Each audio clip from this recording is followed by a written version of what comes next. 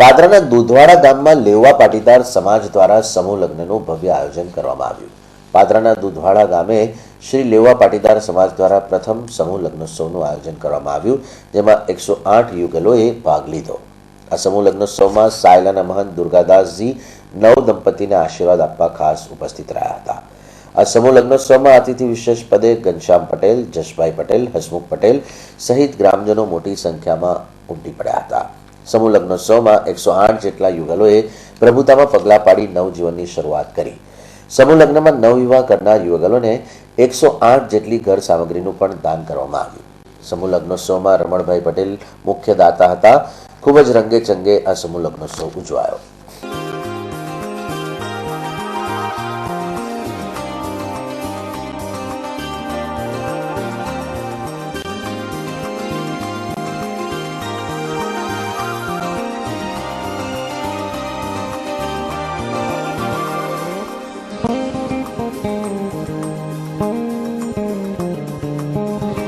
દુધવાડા મુકામે શ્રી લેવા પાટીદાર સમાજ પાદરા મારફતે પ્રથમ સમૂહ લગ્નોત્સવ યોજાયો અને એમાં 11 દંપતીઓએ પ્રભુતામાં પગલાં પાડ્યા.